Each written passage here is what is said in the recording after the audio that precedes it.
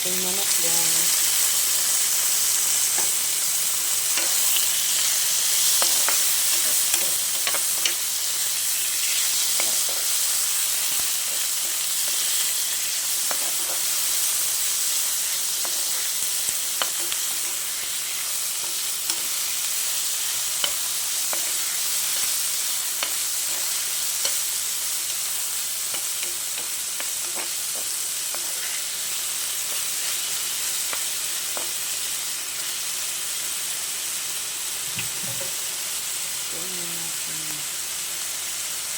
Ito naman natin yung chicken guys.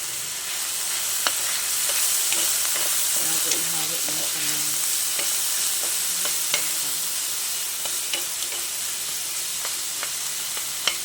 paminsan guys, ginagamit ako ng butter kasi maganda kasi yung butter guys.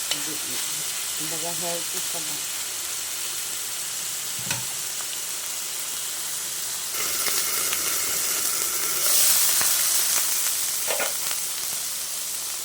Bigyan natin ng konting toyo guys.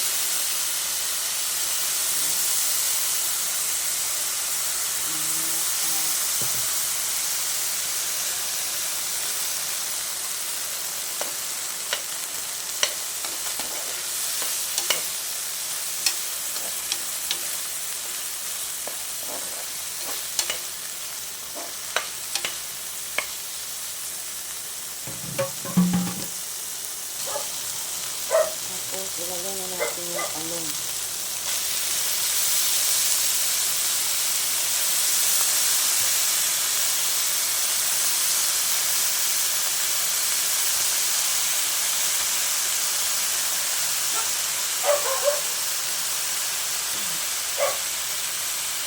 Itong talong guys, binili namin ito sa bukid namin kasi may nag-harvest doon. Kasi dito sa sa city guys, mahal na yung talong dito sa city. Ang kilo is nasa 80 pesos ang kilo, samantalang dun sa amin is 20 pesos lang po yung kilo. So bumili ako ng 2 kilo. 2 kilo lang guys kasi marami na talaga yung 2 kilo guys. Tapos 2 lang kami kakain. So baka masira din yung gulay. So 2 kilo lang yung binili ko. Kasi marami na talaga yung 2 kilo.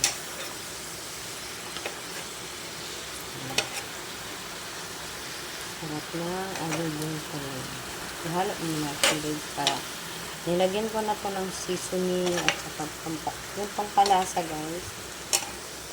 So, hindi ko na nasali sa kasi ang hirap mag video na ikaw lang mag-isa talaga guys. Ayan. Antayin ko lang maluto. Ayan.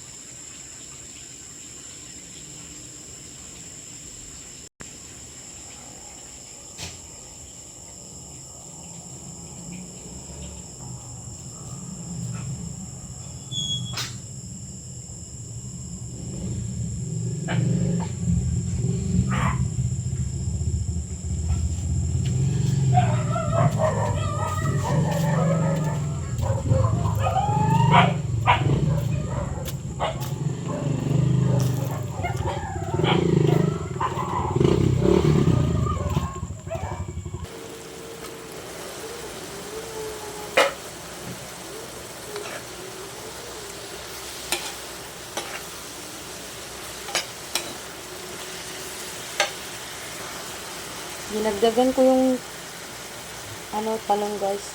Dinagdagan ko ng toyo kasi siya. Siyang kulay. Maputla yung gulay ko. Yan na guys. Malapit nang maluto yung adobong talong.